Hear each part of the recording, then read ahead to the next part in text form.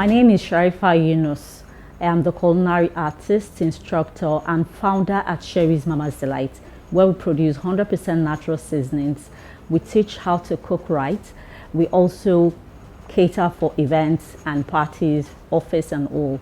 I'm also a content creator, creating food-based content on social media.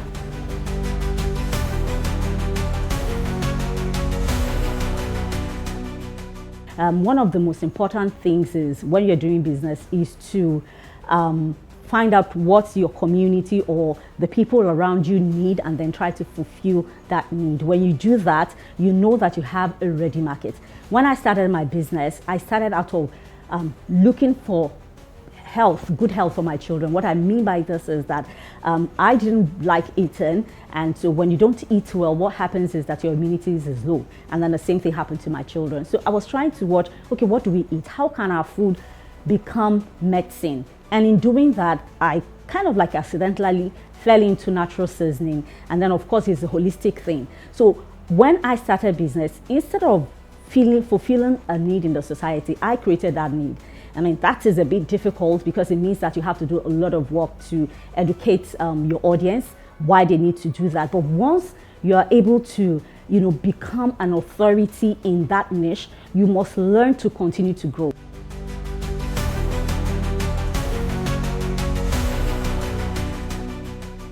It's been a long and a bit tough journey. Women in the workplace, we are not finding it easy. When a man walks into a bank to get a loan, it seems to be easier than when women do the same thing.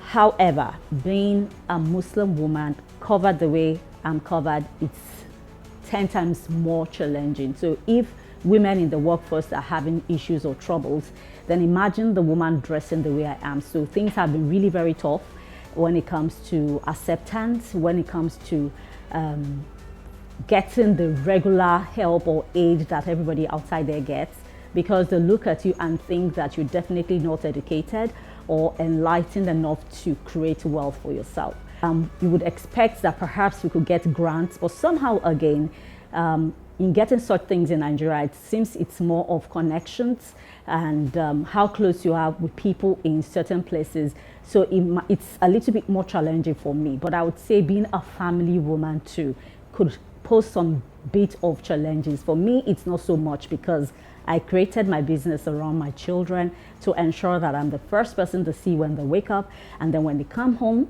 I'm also the first person to see. So I built my business around the children, but it could be challenging for other women finding a balance between home life and being an entrepreneur.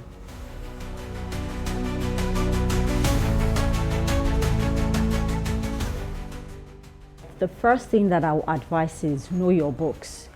If you do not know how to even come up with the cost of your product, then there's a big problem. Many people would say, I bought this for 2 naira, when my transportation is 50 naira, then the cost of production is 250. So if they sell at 6 naira, they believe that they have made enough profit. But I can tell you that their cost of production is not even 6 naira. When we are able to understand how to cost for profit is one sure way to ensure that you can grow. Another thing is people think that they can just start business by going to the market and there is no market survey. You do not know if your product is something that is valuable for people. I'm the person who basically started the natural seasoning brand in Nigeria. If you check anywhere, you will not find a brand as old as me or my business. We are the oldest in Nigeria, at least digitally and commercially. So much so that in 2023, we got an award from Business Day, top 100 fastest growing SMEs in Nigeria under the seasoning sector. One of the things I did for my brand was that I built my kitchen studio.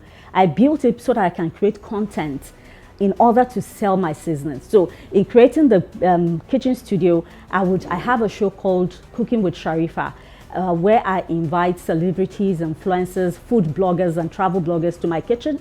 I will cook them some dishes and ask for their sincere opinion of what they eat. And from doing all of these things, it has brought my brand to the world view. I've had Reuters interview, a mini documentary under their Trailblazer series, and that was quite fantastic because their Trailblazer series has people who make groundbreaking products from other sciences, tech, or arts, and then my own business. So what is happening is my business is putting Nigeria on the right map, where we're talking about amazing things Nigerian women continue to do.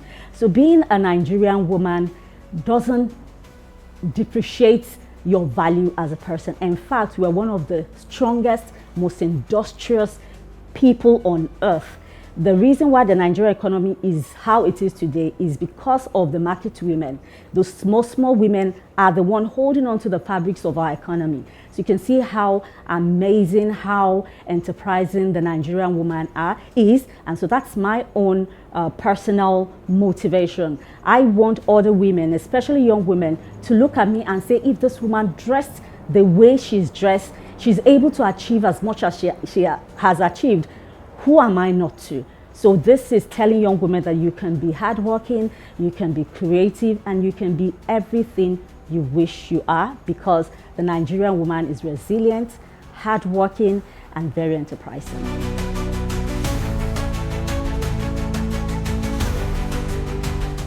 If I say $1 million, people will say, However, just like every other woman loves dressing up, it's more expensive for a woman dressed like me. Especially if you are a woman of substance who love, good things. It's not cheap to be, I would say, a Muslim woman. It's not cheap. But I tell women that one of the first things that gives you confidence, if you're having problem with confidence, it starts from how you are dressed. It doesn't matter if you're wearing the jilbab. If I have an event, I bring out the clothes I'm wearing for the day. Nobody's seeing it, but I know that I'm wearing something good. And it gives me a beautiful confidence to come out and talk at any avenue very confidently. So yeah, if I say $1 billion, I'm not exaggerating. Accelerate.